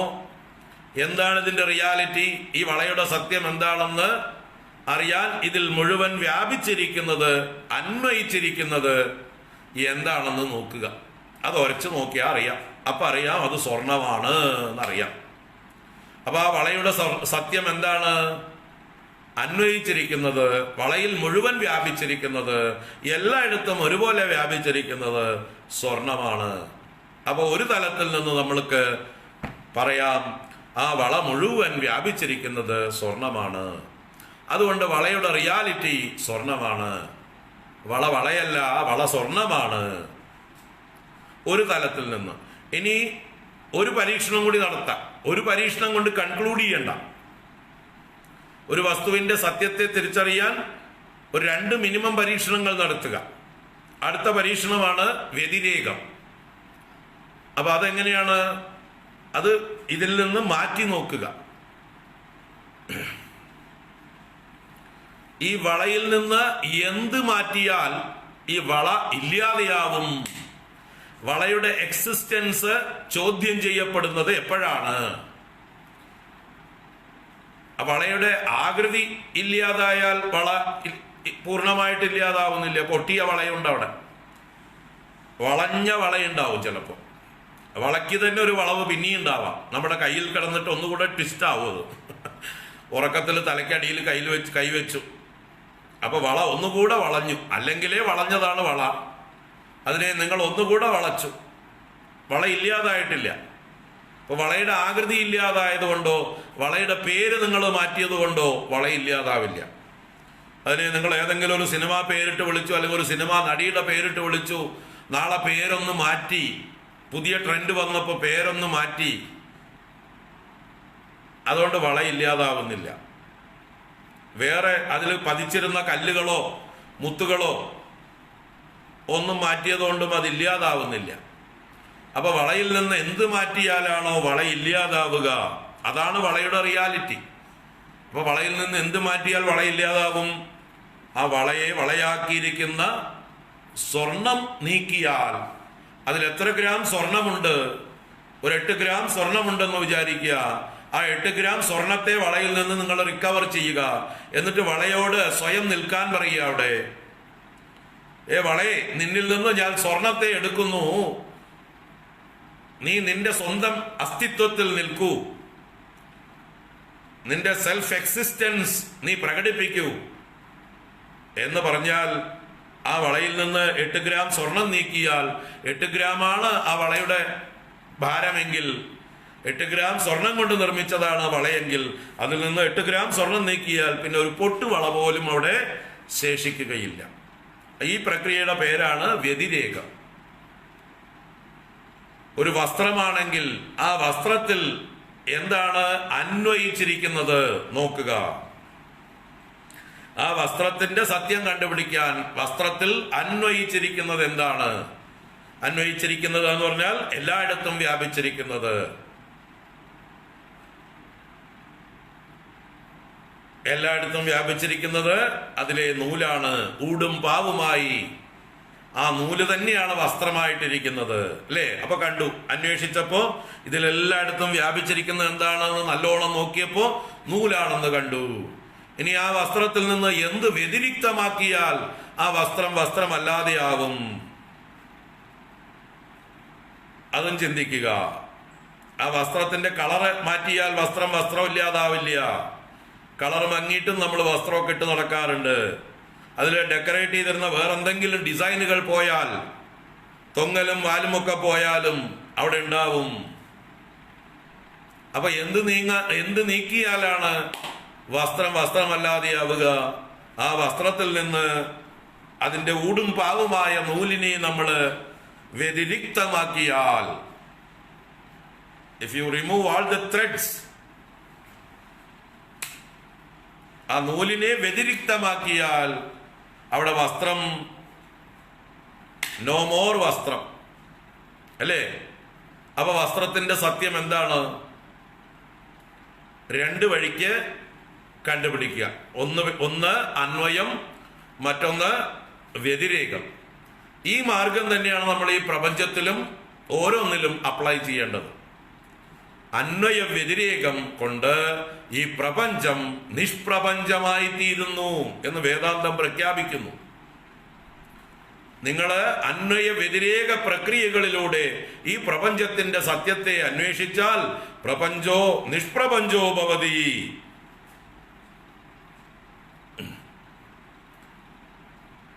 പ്രപഞ്ചഃ നിഷ്പ്രപഞ്ചഃ ഭവതി. ഇപ്പൊ കാണുന്ന ഈ പ്രപഞ്ചം, നമ്മൾ അതിന്റെ സത്യത്തെ ശരിയായ രീതിയിൽ ഈ 2 മെത്തഡോളജി പ്രകാരം നോക്കിയാൽ, ഇത് വേദാന്തത്തിന്റെ ഒരു മെത്തഡോളജിയാണ്. അന്വയ വ്യതിരേകങ്ങളിലൂടെ സത്യദർശനം എന്നുള്ളത് ഒരു ടീച്ചിങ് മെത്തഡോളജിയാണത്. ഇതിനാണ് നമ്മൾ സമ്പ്രദായത്തിൽ പഠിക്കേണ്ടത്. ഈ ടെക്നോളജിയൊക്കെ പഠിക്കാനാണ്, ഈ ഒരു വിഷൻ നമുക്ക് ഉണ്ടാവാനാണ് നമ്മൾ ഗുരുപരമ്പരയിൽ നിന്ന് പഠിക്കേണ്ടത്. അപ്പോഴേ ഈ മെത്തഡോളജി നമുക്ക് സിസ്റ്റമാറ്റിക് ആയിട്ട് സിമ്പിളായിട്ട് പറഞ്ഞു തരുള്ളൂ. ഇതൊക്കെ സിമ്പിളാണ്, ഇത് വലിയ ടഫൊന്നുമല്ല. അത് പറഞ്ഞു തരുന്നത് പോലെ ഇരിക്കും. ആരാണത് കൈകാര്യം ചെയ്യുന്നത് അതുപോലെ ഇരിക്കും. ആദ്യം കൈകാര്യം ചെയ്യുന്നവർക്ക് അതിനെക്കുറിച്ച് തുറവായിട്ടുള്ള ഒരു വിഷൻ ഉണ്ടായിരിക്കണം, അത്രയേ ഉള്ളൂ. അയാൾക്ക് അത് കിട്ടേണ്ടത് അയാളുടെ സമ്പ്രദായത്തിൽ നിന്നാണ്, പൂർവീക ഗുരുക്കന്മാരിൽ നിന്നാണ്.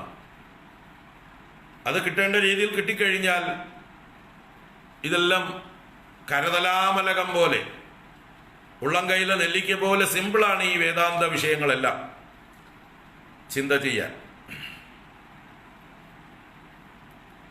അപ്പൊ ഇതാണ് അന്വയ വ്യതിരേകങ്ങൾ കൊണ്ട് പ്രപഞ്ചത്തെ നമുക്ക് ചോദ്യം ചെയ്യാം, പ്രപഞ്ചത്തിന്റെ അസ്തിത്വത്തെ നമുക്ക് തോണ്ടിയെടുക്കാം. പ്രപഞ്ചോ നിഷ്പ്രപഞ്ചോ ഭവതി, നിഷ്പ്രപഞ്ചമായി ഭവിക്കുന്നു. അതിന്റെ അസ്ഥിവാരം നമ്മൾ തോണ്ടിയെടുക്കുകയാണ് ഈ വിചാര പദ്ധതിയിലൂടെ. അപ്പൊ ഇങ്ങനെ നിരന്തരം എന്ത് കണ്ടാലും അതിൽ വ്യാപിച്ചിരിക്കുന്നത് എന്താണ്, അന്വയിച്ചിരിക്കുന്നത് എന്താണ് എന്ന് നല്ലോണം നോക്കുക. അതിൽ നിന്ന് എന്തിനെ മാറ്റിയാൽ അതില്ലാതെയാകുമോ, അതാണ് അതിന്റെ സത്യം എന്ന് മനസ്സിലാക്കുക. അപ്പൊ വസ്ത്രത്തിന്റെ സത്യം നൂല്, നൂലിന്റെ സത്യം പരുത്തി, പരുത്തിയുടെ സത്യം ആ വൃക്ഷം, വൃക്ഷത്തിന്റെ സത്യം മണ്ണ്, മണ്ണിന്റെ സത്യം ജലം, ജലത്തിന്റെ സത്യം അഗ്നി, അഗ്നിയുടെ സത്യം വായു, വായുവിന്റെ സത്യം ആകാശം, ആകാശത്തിന്റെ സത്യം മൂലപ്രകൃതി. അത് മഹത്തത്വത്തിൽ ലയിക്കും. അത് അവസാനം ശുദ്ധ ബോധത്തിൽ വിലയം പ്രാപിക്കും, ശുദ്ധ ചൈതന്യത്തിൽ മറഞ്ഞു പോകും.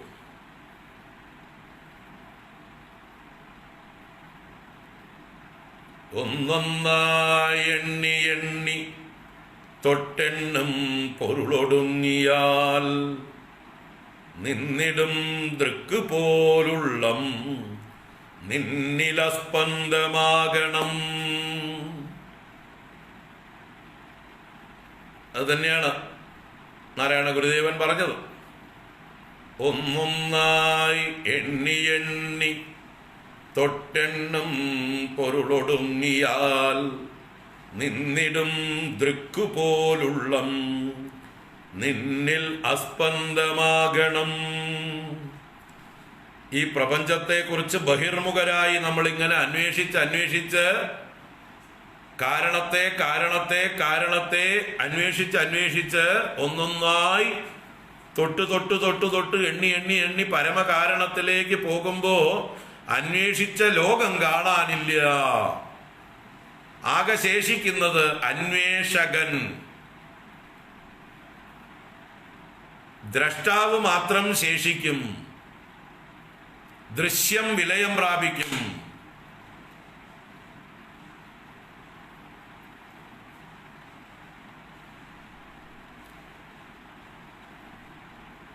ദൃശ്യം ഇല്ലാതെയാവും. ദ്രഷ്ടാവിൽ ആരോപിതമാണ് ദൃശ്യമെല്ലാം എന്ന്. ദൃക്കിൽ ഉള്ളം അസ്പന്ദമായിടും. ഒന്നൊന്നായി എണ്ണി എണ്ണി തൊട്ടെണ്ണും പൊരുളൊടുങ്ങിയാൽ നിന്നിടും ദൃക്ക് പോലുള്ളം നിന്നിലസ്പന്ദമാകണം.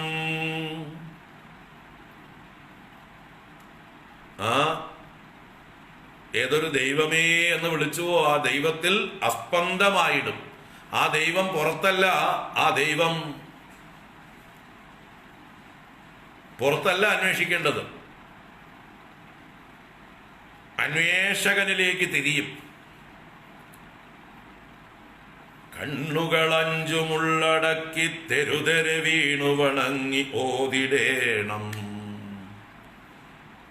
അവസാനം പുറത്തേക്കല്ല നമ്മൾ നോക്കേണ്ടത്, ഉള്ളിലേക്ക് തിരിയും.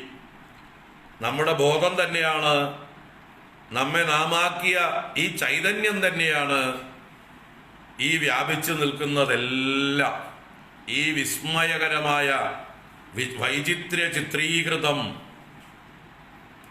ഈ വിചിത്രങ്ങളായി ചിത്രീകരിച്ചിരിക്കുന്നതെല്ലാം, ഈ നാനാത്വം, ഈ ലോകം മുഴുവൻ ഞാനാകുന്ന ബോധത്തിൻ്റെ വിഭൂതിയാണ്.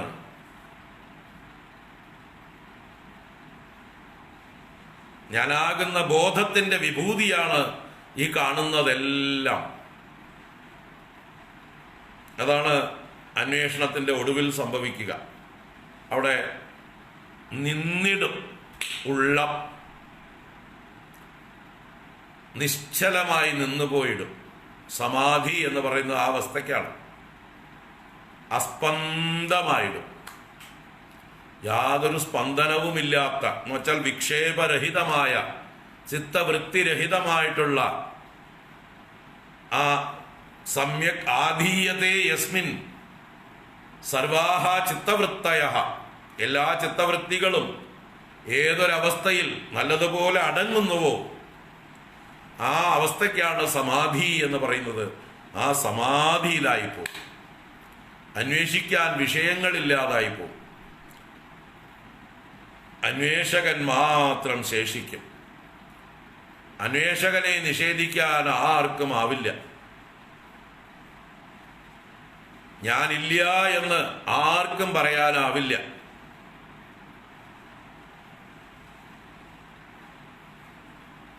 ഞാനുണ്ട്, ഉള്ളത് കൊണ്ടാണ് ഞാനില്ല എന്ന് പോലും ഞാൻ പറയുന്നത്. ഞാനില്ല എന്ന് പറയണമെങ്കിൽ ഞാൻ വേണം. അപ്പൊ ഏതൊരു ഞാനാണോ ഞാനില്ല എന്ന് പറഞ്ഞത്, ആ ഇല്ല എന്ന് പറഞ്ഞവൻ ആരാണ്? അവനെ അന്വേഷിക്കുക, അവനെ കണ്ടുപിടിക്കുക. ഞാനില്ല എന്ന് പറഞ്ഞ ആ സത്യം, അവനാണ് സത്യം. ആ സത്യം മാത്രമാണ് സത്യം.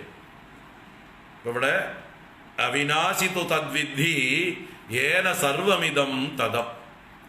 ഏന ഏതൊന്നിനാൽ ഇതം സർവം തദം, ഈ കാണുന്ന നാനാത്വമെല്ലാം വ്യാപിക്കപ്പെട്ടിരിക്കുന്നത് ഏതൊരു പൊരുളിനാലാണോ, ഏതൊരു റിയാലിറ്റിയാലാണോ, ഏതൊരു വസ്തുവിനാലാണോ, തത് തു അവിനാശീതി വിദ്ധി, അതാകട്ടെ മറ്റതിനെ അപേക്ഷിച്ച് എന്നാണ് തൂ ശബ്ദം കൊണ്ട് സൂചിപ്പിക്കുന്നത്. ഏതാ മറ്റത്? അസത്ത്.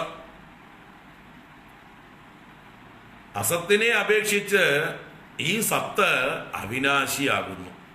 ഈ സത്യം അവിനാശിയാകുന്നു. എല്ലായിടത്തും വ്യാപിച്ചിരിക്കുന്ന ആ സത്യം അവിനാശിയാകുന്നു.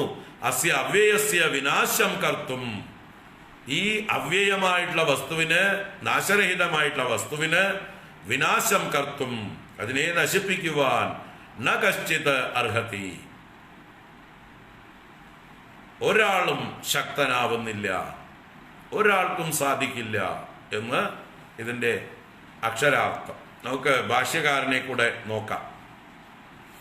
ആചാര്യ ഭഗവത്പാദർ നമുക്ക് കുറെ കൂടി വ്യക്തത തരും. അവിനാശി ന വിനഷ്ടും ശീലം അസ്യ ഇതി. അവിനാശി എന്ന് പറഞ്ഞാൽ എന്താ? ന വിനഷ്ടും ശീലം അസ്യ ഇതി. അസ്യ അതിന് വിനഷ്ടും ശീലം ന, വിനശിക്കുന്ന ശീലം, നശിച്ചു പോകുന്ന ശീലമില്ലാത്തതിനെയാണ്. നശിക്കുക എന്നത് അതിന് ചിന്തിക്കാൻ പോലും ആകാത്തതാണ്. അതിന്റെ സ്വഭാവത്തിൽ ഇല്ല നാശം. അതിനെയാണ് എന്ത് പറയുന്നത്? അവിനാശി. ന വിനഷ്ടും ശീലം അസ്യ ഇതി അവിനാശി. തൂ ശബ്ദ അസതഃ വിശേഷണാർത്ഥഃ. അവിനാശി തു എന്ന് പറഞ്ഞില്ലേ, ആ തൂ ശബ്ദം അസതഃ വിശേഷണാർത്ഥഃ, അസത്തിൽ നിന്ന് ഈ അവിനാശിയെ വിശേഷിപ്പിക്കുവാൻ വേണ്ടിയിട്ടാണ്. അസത്തിൽ നിന്ന് വിശേഷിപ്പിക്കാൻ. അസത്താകട്ടെ നശിക്കും, ഇതാകട്ടെ ഈ വസ്തുവാകട്ടെ നശിക്കാത്തതാണ് എന്ന് പറയാൻ, താരതമ്യം ചെയ്യാൻ വേണ്ടിയിട്ടാണ് തൂ ശബ്ദം. അപ്പൊ അസത്തിൽ നിന്ന് വിശേഷിപ്പിക്കുവാൻ തൂ ശബ്ദം. തൂ ശബ്ദ അസതഃ വിശേഷണാർത്ഥഃ തദ് വിദ്ധി. വിധി എന്നാൽ വിജാനീഹി, അതിനെ നീ അറിഞ്ഞാലും. കിം, എന്താ അറിയേണ്ടത്? ഏന സർവം ഇതം, ഏതൊന്നിനാൽ മുഴുവൻ. ഇതം ശബ്ദം കൊണ്ട് ഇവിടെ ജഗത്ത് എന്നർത്ഥം പറഞ്ഞു. ഇതം ജഗത്ത്, ഈ ജഗത്ത് മുഴുവൻ ഏതൊന്നിനാൽ. തതം, തതം എന്നാൽ വ്യാപ്തം. വ്യാപ്തം, അതാണ് തതം എന്നുള്ളതിന്റെ അർത്ഥം. ഏതൊന്നിനാൽ ഈ ജഗത്ത് മുഴുവൻ വ്യാപിക്കപ്പെട്ടിരിക്കുന്നുവോ. ഏന സർവമിതം തതം. അതിനൊന്നുകൂടെ വ്യാഖ്യാനിക്കണു. സദാക്യേന ബ്രഹ്മണ സാകാശം ആകാശേനൈവ ഗടാദയ. സദാക്യേന ബ്രഹ്മണ സാകാശം എന്ന് പറഞ്ഞു. സദാഖ്യേന ബ്രഹ്മണ, ഇവിടെ സത്ത് എന്ന പൂർവ ശ്ലോകത്തിൽ പറഞ്ഞത് സത്തെന്ന നാമം കൊണ്ട് ഏതൊരു ബ്രഹ്മത്തിനെ വിശേഷിപ്പിച്ചുവോ. അപ്പൊ സത്തെന്ന ആഖ്യായ കൊണ്ട് പ്രശസ്തമായിരിക്കുന്ന ആ ബ്രഹ്മത്താലാണ് ഈ പ്രപഞ്ചം മുഴുവൻ വ്യാപിച്ചിരിക്കുന്നത്. സാകാശം എന്ന് പറഞ്ഞു. സാകാശം എന്ന് പറഞ്ഞാലോ ആകാശമടക്കം. ആകാശമടക്കം. അപ്പോ ഏതൊന്നിനാലാണ് വ്യാപിച്ചിരിക്കുന്നത് എന്നുള്ളതിന് ആചാര്യ ഭഗവത്പാദർ പറഞ്ഞു തരാണ്. ഏതിനാലാണ് വ്യാപിക്കപ്പെട്ടിരിക്കുന്നത്? സത്തെന്ന് മുൻ ശ്ലോകത്തിൽ വിശേഷിപ്പിച്ച ബ്രഹ്മമാണ് എല്ലാറ്റിലും വ്യാപിച്ചിരിക്കുന്നത്. ആ ബ്രഹ്മമാണ് ആദിയിലുണ്ടായിരുന്നത്. ആ ബ്രഹ്മം വെറും സത്തല്ല, സത്തെന്ന് വിളിക്കപ്പെട്ടു. അത് സത്തും ചിത്തും ആനന്ദവുമാണ്, സച്ചിദാനന്ദമാണ്. അതിനെ വെറും സത്തെന്ന് പറഞ്ഞ് ഒതുക്കാൻ പാടുള്ളതല്ല, അങ്ങനെ കരുതി തെറ്റിദ്ധരിക്കാൻ പാടുള്ളതല്ല. അത് സച്ചിദാനന്ദം ബ്രഹ്മ, സത്യം ജ്ഞാനം അനന്തം ബ്രഹ്മ. ആ ബ്രഹ്മത്താലാണ് എല്ലാം വ്യാപിക്കപ്പെട്ടിരിക്കുന്നത്. കാരണം ആ ബ്രഹ്മമാണ് എല്ലാറ്റിൻ്റെയും പരമമായിട്ടുള്ള സത്യം, റിയാലിറ്റി. ആ ബ്രഹ്മത്തിൽ നിന്നാണ് ഇമാനി ഭൂതാനി ജായന്തി, ഈ ഭൂതങ്ങളെല്ലാം ഉത്ഭവിച്ചു വന്നത്. ആ ഏന ജാതാനി ജീവന്തി, ആ ബ്രഹ്മം ഉള്ളത് കൊണ്ടാണ് ഈ ഉണ്ടായതെല്ലാം നിലനിൽക്കുന്നത്. അവസാനം ഇതെല്ലാം ചെന്ന് ചേരുന്നതും ആ ബ്രഹ്മത്തിലാണ്. അപ്പൊ ഈ പ്രപഞ്ചത്തിന്റെ ആധാരമായ ആ വസ്തു, അതിനെയാണ് ബ്രഹ്മം എന്ന് പറയുന്നത്. ആ ബ്രഹ്മമാണ് എല്ലാറ്റിലും അന്വയിച്ചിരിക്കുന്നത്, സർവത്ര വ്യാപിച്ചിരിക്കുന്നത്. ഏന സർവമിതം തതം, ഇതം സർവം ഏന ബ്രഹ്മണ തതം. ഏതൊരു ബ്രഹ്മത്താൽ വ്യാപിക്കപ്പെട്ടിരിക്കുന്നുവോ, അതിന്റെ സത് എന്ന് അതിന്റെ പേര് പറഞ്ഞു. സദാക്യേന ബ്രഹ്മണ സാകാശം എന്നും കൂടി പറഞ്ഞു. സാകാശം എന്ന് പറഞ്ഞാൽ ആകാശേന സഹ, ആകാശമടക്കം.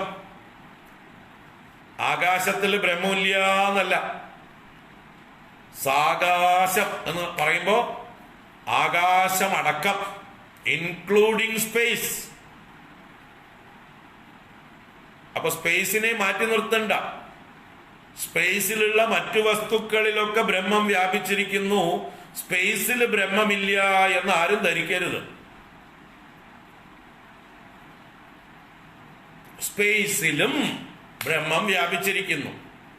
സ്പേസിന്റെ സ്പേസത്വം, ആകാശത്തിന്റെ ആകാശത്വം, അത് എന്തിനോട് കടപ്പെട്ടിരിക്കണു? അത് ബ്രഹ്മത്തോട് കടപ്പെട്ടിരിക്കണു. ആകാശത്തിന്റെ അസ്തിത്വം അത് ബ്രഹ്മത്തോട് കടപ്പെട്ടിരിക്കണം. ആകാശത്തിന് ആകാശത്വം കൊടുക്കുന്നത് ആരാണ്? ഈ ബ്രഹ്മമാണ്. അപ്പൊ ആകാശത്തിൽ, സ്പേസിൽ ഒന്നുമില്ല എന്ന് വിചാരിക്കരുത് നിങ്ങൾ. രണ്ട് വസ്തുക്കളുടെ ഇടയില് ശൂന്യത, ഒന്നുമില്ലായ്മയുണ്ടാവാം. അതിന്റെ ഇടയില് ബ്രഹ്മമില്ല എന്ന് വിചാരിക്കരുത്. ആ സ്പേസിലും ബ്രഹ്മം നിറഞ്ഞിരിക്കുന്നു. ആ സ്പേസിന്റെ ആകൃതിയിൽ ഇരിക്കുന്നതും ബ്രഹ്മം തന്നെയാണ്. അപ്പൊ ആ സ്പേസ് ആയിരിക്കുന്നത് എന്താണ്? അതും ബ്രഹ്മം തന്നെയാണ്. കാരണം ഈ സ്പേസ് എന്താണ്? ഈ ബ്രഹ്മത്തിൽ നിന്നുണ്ടായതാണ്. സ്പേസ് ബ്രഹ്മത്തിൽ ഉണ്ടായതാണ്. ബ്രഹ്മത്തിലാണ് നിലനിൽക്കുന്നത്, ബ്രഹ്മത്തിലേക്കാണ് പോകുന്നത്. അതിന് ദൃഷ്ടാന്തം പറയാണ് അടുത്തൊരു പദം, ആകാശേന ഇവ ഗടാദയഃ എന്ന്. ആകാശത്താൽ ഗടാദികൾ വ്യാപിച്ചിരിക്കും പോലെ, ഗടാദികൾ ആകാശത്താൽ വ്യാപിച്ചിരിക്കുന്നത് പോലെ. അതൊരു ഉപമയാണ്, ലൗകികമായിട്ടുള്ള ഒരു ഉപമ പറഞ്ഞിട്ട് ആ ഒരു പാരമാർത്ഥിക തലത്തിലേക്ക് നമ്മളെ ഉയർത്താൻ ശ്രമിക്കുകയാണ്. നമ്മൾക്ക് ബ്രഹ്മം എങ്ങനെയാണ് ആകാശത്തിൽ വ്യാപിച്ചിരിക്കുന്നത് എന്ന് ചിന്തിക്കാൻ കഴിയുന്നില്ല. ഇന്നുവരെ ആ വഴിക്കൊന്നും നമ്മൾ ചിന്തിച്ചിട്ടില്ല. അതുകൊണ്ട് ഇത്തിരി ടഫായിരിക്കുന്നു. ബ്രഹ്മം എങ്ങനെയാ ആകാശത്തിൽ വ്യാപിക്കുക? ആകാശം എന്ന് പറഞ്ഞാൽ ഞങ്ങൾ ഇത്രയും കാലം മനസ്സിലാക്കിയിരിക്കുന്നത് ശൂന്യത എന്നാണ്. അല്ല, ആകാശം എന്നത് ശൂന്യതയല്ല. ആകാശം എന്നത് ആകാശമാണ്. ആകാശത്തിന്റെ അസ്തിത്വത്തെ നിങ്ങൾ ചോദ്യം ചെയ്യണ്ട. ആകാശമില്ല എന്ന് നിങ്ങൾ പറയണ്ട. ഒന്നുമില്ലാത്ത സ്ഥലത്തിന്റെ പേരാണ് ആകാശമെന്ന് പറയണ്ട. അവിടെ മറ്റു വസ്തുക്കളൊന്നുമില്ല, ആകാശമില്ലാതില്ല. ആ ആകാശം എന്തിനോട് കടപ്പെട്ടിരിക്കണോ? ആ ആകാശത്തിന്റെ ഉണ്മ, എക്സിസ്റ്റൻസ്, അത് ഏതിനോട് കടപ്പെട്ടിരിക്കണോ? അതാണ് ബ്രഹ്മം. അപ്പൊ ആകാശത്തിന് ആ ആകാശത്വം കൊടുത്തത് ആ ബ്രഹ്മമാകുന്നു. ആകാശത്തിന്റെ റിയാലിറ്റി, ആകാശം ഉണ്ടായതാണ്. ആകാശം ഭൂതമാണ്. പഞ്ചഭൂതങ്ങളിലെ ആദ്യത്തെ ഭൂതമാണ് ആകാശം. ഭൂതം എന്നാൽ തന്നെ ദാറ്റ് വിച്ച് ഈസ് ബോൺ, ഉണ്ടായത്. അത് ഉപനിഷത്ത് പറയുന്നുണ്ട്.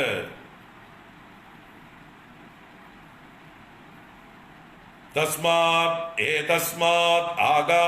ആത്മനഃ ആകാശ സംഭൂതഃ. ഈ ആത്മാവിൽ നിന്നാണ് ആകാശമുണ്ടായത്. അപ്പൊ ആകാശം എന്നുള്ളത് ഉണ്ടായിട്ടുള്ളൊരു വസ്തുവാണ്. അതിനൊരു വസ്തുതയുണ്ട്. അതുള്ളത് കൊണ്ടാണ് അതിന്റെ തന്മാത്രയാണ് ശബ്ദം. അപ്പൊ നമ്മൾ ശബ്ദത്തെ തിരിച്ചറിയുന്നുണ്ടോ? ശബ്ദങ്ങൾ ഉണ്ടാക്കാൻ കഴിയുന്നുണ്ടോ? നമുക്ക് ഉണ്ടെങ്കിൽ ആകാശമുള്ളത് കൊണ്ടാണ് ശബ്ദം ഉണ്ടാകുന്നത്. ശബ്ദത്തിന് നിങ്ങൾ അംഗീകാരം കൊടുക്കുന്നുണ്ടെങ്കിൽ ആ ശബ്ദത്തിന്റെ ഉറവിടം, അസ്തിത്വം ആകാശത്തെ ആശ്രയിച്ചാണ് നിൽക്കുന്നത്. ആകാശം ഉള്ളത് കൊണ്ടാണ് ശബ്ദമുള്ളത്. മനസ്സിലായോ? അപ്പൊ ആകാശത്തെ നിഷേധിക്കാൻ പറ്റുമോ? ആകാശം എന്നത് ശൂന്യതയാണ് എന്ന് പറഞ്ഞു പോകരുത്. ആകാശം എന്നതൊരു വസ്തുവാണ്. പക്ഷെ സത്യമായിട്ടുള്ള വസ്തുവല്ല, പാരമാർത്ഥിക സത്യമല്ല. ഇപ്പോഴുള്ള നമ്മുടെ മറ്റു വസ്തുക്കളുടെ കൂട്ടത്തിലൊരു വസ്തു. ഈ വാച്ച് ഇല്ല എന്ന് നിങ്ങൾ പറയില്ലല്ലോ. ഈ പുസ്തകം ഇല്ല എന്ന് നിങ്ങൾ പറയില്ലല്ലോ. ഈ പുസ്തകവും വാച്ചും ഉണ്ട് എന്ന് പറയും പോലെ ആകാശവും ഉണ്ട് എന്ന് പറയാം.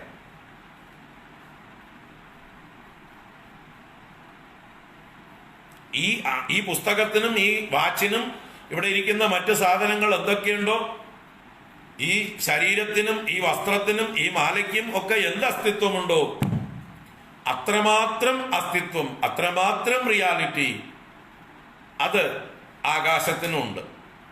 അത്ര മാത്രമേ ഉള്ളൂ. ഇതിനെന്ത് റിയാലിറ്റി ഉണ്ടോ ആ റിയാലിറ്റിയെ ആകാശത്തിനും ഉള്ളൂ. അതും മനസ്സിലാക്കുക. തീരെ ഇല്ല എന്നില്ല. ഇപ്പൊ ഇതൊക്കെ ഉണ്ട് എന്നുള്ള അവസ്ഥയിൽ അതും ഉണ്ട്. ഇതിനെയൊക്കെ അംഗീകരിക്കാമെങ്കിൽ അതിനെയും അംഗീകരിക്കണം. എന്നാൽ ആ ആകാശത്തിലും വ്യാപിച്ചിരിക്കുന്ന വസ്തുവാണ് അതിന്റെ സത്യം. ആ ആകാശത്തിലും വ്യാപിച്ചിരിക്കുന്നത് എന്താണെന്നാണ് അന്വേഷിക്കേണ്ടത്. അപ്പൊ നിങ്ങൾക്ക് മനസ്സിലാവും അത് ശുദ്ധ ചൈതന്യമാണ്, അത് നിങ്ങളുടെ ബോധമാണ്, നമ്മളുടെ ഓരോരുത്തരുടെയും ബോധം തന്നെയാണ്.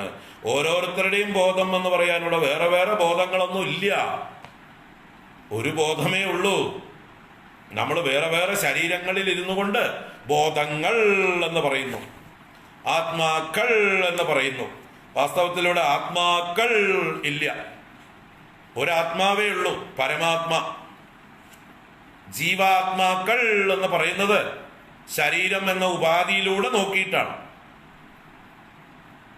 ഏതുപോലെ അവിടെ പറയേണ്ട ഉദാഹരണത്തില് എങ്ങനെ ആകാശവത് എന്ന് ആകാശേനൈവ ഗടാദയഃ, ആകാശത്താൽ ഗടാദികൾ വ്യാപിച്ചിരിക്കുന്നത് പോലെ. അപ്പൊ ഗടം എന്നാൽ കുടം. അപ്പൊ കുടത്തിനകത്തൊക്കെ ആകാശമുണ്ട്. ഈ കുടത്തിലും കുടത്തിന്റെ ഷേപ്പിലും ആകാശമുണ്ട്. ഈ കുടം എന്ന വസ്തു അത് മണ്ണിൽ നിന്നുണ്ടായതാണ്. ആ മണ്ണ് ജലത്തിൽ നിന്നുണ്ടായതാണ്. ജലം അഗ്നിയിൽ നിന്നുണ്ടായതാണ്. അഗ്നി മറ്റേ വായുവിൽ നിന്നുണ്ടായതാണ്. വായു ആകാശത്തിൽ നിന്നുണ്ടായതാണ്. അപ്പൊ ഈ കുടത്തിന്റെ ആകൃതിയിലിരിക്കുന്നതും സൂക്ഷ്മതലത്തിൽ ചിന്തിച്ചാൽ അതിന്റെ ഒറിജിനൽ വേരുകൾ തേടിപ്പോയാൽ ഈ കുടം എവിടെ നിന്നുണ്ടായി എന്ന് പറഞ്ഞാൽ ആകാശത്തിൽ നിന്നുണ്ടായി. കുടം മണ്ണിൽ നിന്നല്ലേ ഉണ്ടായത് എന്ന് പറയുന്നവർ സ്ഥൂല ദൃഷ്ടികൾ മാത്രമാണ്, മന്ദബുദ്ധികൾ മാത്രമാണ്. അവർ ഇമ്മീഡിയറ്റ് ആയിട്ടുള്ള കാരണത്തെ മാത്രം ചൂണ്ടിക്കാണിച്ചാണ് പറയുന്നത്. ഈ കുടത്തിന്റെ ഇമ്മീഡിയറ്റ് കോസ് ഏതാന്ന് ചോദിച്ചാൽ മണ്ണ്. അതിന്റെ മുമ്പിലുള്ള പ്രീവിയസ് കോസ്, അതിൻ്റെയും പ്രീവിയസ് ആയിട്ടുള്ള കോസ്, അതിൻ്റെയും പ്രീവിയസ് ആയിട്ടുള്ള കോസ്. അങ്ങനെ നിങ്ങൾ മുന്നോട്ട് അതിന്റെ പരമകാരണത്തെ അന്വേഷിച്ചു പോകുമ്പോൾ വഴിയിൽ ഒരിടത്ത് ആകാശത്തെ കണ്ടുമുട്ടും. ഒരിക്കൽ ഈ കുടം ആകാശമായിരുന്നു. ആ ആകാശത്തിൽ നിന്നാണ് ഈ കുടരൂപമുണ്ടായത്. പിന്നെ ആ കുടത്തിന്റെ അകത്തും എന്ത് നിറഞ്ഞിരിക്കണോ? ആകാശം. കുടത്തിന്റെ പുറത്തോ? ആകാശം. അപ്പൊ കുടമായിരിക്കുന്നതും ആകാശം, കുടത്തിന്റെ അകത്തും ആകാശം, കുടത്തിന്റെ പുറത്തും ആകാശം. എന്നിട്ട് നിങ്ങൾ പറയണ് ഈ വലിയ പുറത്തുള്ള ആകാശത്തിന് നിങ്ങൾ ഒരു പേര് കൊടുത്തു, മഹാകാശം. കുടത്തിന്റെ അകത്തുള്ള സ്പേസിന് നിങ്ങൾ ഒരു പേര് കൊടുത്തു, ഗടാകാശം. അയ്യോ പാവം, കുടത്തിന്റെ അകത്ത് കുടുങ്ങിപ്പോയ ആകാശം. ഈ മഹാകാശത്തെയും ഗടാകാശത്തെയും വിഭജിച്ച വസ്തുവോ? അത് നിങ്ങൾ കാണുന്നത് ആ കുടം. വാസ്തവത്തിൽ ആ കുടം എന്താണ്? ആകാശം. അപ്പൊ വിഭജിച്ചിട്ടുണ്ടോ? നിങ്ങളുടെ ദൃഷ്ടിയിൽ വിഭജിച്ചിട്ടുണ്ട് എന്ന് തോന്നുകയാണ്. വാസ്തവത്തിൽ എത്ര ആകാശമുണ്ട്? ഗടാകാശങ്ങൾ അനേകമുണ്ടോ? അനേക റൂം സ്പേസ് ഉണ്ടോ? അനേക പോട്ട് സ്പേസ് ഉണ്ടോ? ഉണ്ടോ? ചിന്തിക്കുക. എത്ര ഗടാകാശങ്ങളുണ്ട്? എത്ര മടാകാശങ്ങളുണ്ട്? മടം എന്നാൽ റൂം. എത്രയുണ്ട്? എത്ര മഹാകാശമുണ്ട്? എന്തായാലും മഹാകാശം ഒന്ന് എന്ന് അംഗീകരിക്കാം. സമഷ്ടി സ്പേസിനെയാണ് നമ്മൾ മഹാകാശം എന്ന് പറയുന്നത്. ആ മഹാകാശത്തിൽ ഉണ്ടാകുന്ന വിഭജനങ്ങളാണ് ചെറിയ ചെറിയ സ്പേസുകൾ, ഗടാകാശവും മടാകാശവും. അങ്ങനെ നമ്മൾ ഈ ഉപാധികളിലൂടെ കാണുമ്പോൾ വേറെ വേറെയായിട്ട് വ്യവഹരിക്കുന്നു. റൂം സ്പേസ്, പോട്ട് സ്പേസ് എന്നൊക്കെ നമ്മൾ പറയുന്നു. യഥാർത്ഥത്തിൽ there is only one space. That one space itself is in the form of that dividing matter. അത് കുടമാകട്ടെ, ചുമരാകട്ടെ, ഗുഹകളാകട്ടെ, കോട്ടകളാകട്ടെ, കൊട്ടാരങ്ങളാകട്ടെ, ഏതൊക്കെ മാറ്ററുകൾ, ഏതൊക്കെ ദ്രവ്യങ്ങൾ ആകാശത്തെ വിഭജിക്കുന്നുവോ ആ മാറ്റർ ഒക്കെ തന്നെ വാസ്തവത്തില് മുൻപ് ആകാശമായിരുന്നു, പിന്നീട് ആകാശമായി മാറും. ഇപ്പോ ഈ രൂപത്തിൽ ഇരിക്കുന്നു എന്നേ ഉള്ളൂ. അപ്പോ ആകാശം പലതില്ല, ആകാശം ഏകമാണ്. അത് എല്ലാറ്റിലും വ്യാപിച്ചിരിക്കുന്നു, എല്ലായിടത്തും വ്യാപിച്ചിരിക്കുന്നു. ആ ആകാശം പോലെ ബ്രഹ്മവും എല്ലായിടത്തും വ്യാപിച്ചിരിക്കുന്നു എന്ന് പറയണം. ആകാശം കൊടാദികളിൽ വ്യാപിച്ചിരിക്കുന്നത് പോലെ ബ്രഹ്മം ഈ പ്രപഞ്ചം മുഴുവൻ വ്യാപിച്ചിരിക്കുന്നു.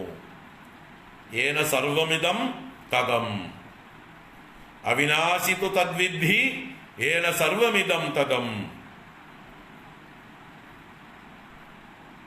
ഇനി അടുത്ത വിനാശം അവ്യയസ്യ അസ്യ ന കശ്ചിത് കർത്തുമർഹതി എന്നുള്ളതിന് ആചാര്യ ഭഗവത്പാദര് വ്യാഖ്യാനം തരുന്നുണ്ട്. നമുക്ക് അടുത്ത ക്ലാസ്സിൽ കാണാം. നാളെയും മറ്റന്നാളും ഗീതയില്ല. നാളെ ഒരു പ്രോഗ്രാം ഉണ്ട് എനിക്ക് പുറത്ത്. മറ്റന്നാൾ വെള്ളിയാഴ്ച റെഗുലർ. So Saturday. ഇനി ശനിയാഴ്ച നമുക്ക് തുടരാം. ശനിയാഴ്ച ഗീത തുടരും. ഇന്ന് തൽക്കാലം നിർത്താം. അവിനാശിതു തദ്വിദ്ധി യേന സർവമിദം തദം വിനാശമവ്യയസ്യാസ്യ ന കശ്ചിത് കർത്തുമർഹതി. ഓം കായേന വാചാ മനസേന്ദ്രിയൈർവാ ബുദ്ധ്യാത്മനാ വാ പ്രകൃതേ സ്വഭാവാത് കരോമി യദ്യത് സകലം പരസ്മൈ നാരായണായേതി സമർപ്പയാമി. ഓം ശാന്തി ശാന്തി ശാന്തി. ഹരി ഓം. ശ്രീ ഗുരുഭ്യോ നമഃ. ഹരി ഓം.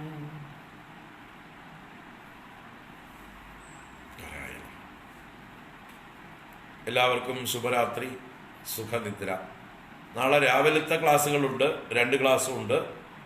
വൈകുന്നേരത്തെ മാത്രമേ ഇല്ലാത്തതുള്ളൂ. നാളെ പുതിയൊരു ശങ്കരാചാര്യ കൃതി എടുക്കും. രാവിലെ 8 മണിക്ക്, 10:30 മണിക്ക്, 11 മണിക്ക് മറ്റേ പാലാഴി മദനം നാരായണീയം തുടരും. വൈകുന്നേരം ക്ലാസ്സില്ല. നോട്ട് ചെയ്യുക. ഹരി ഓം. ഹരി ഓം.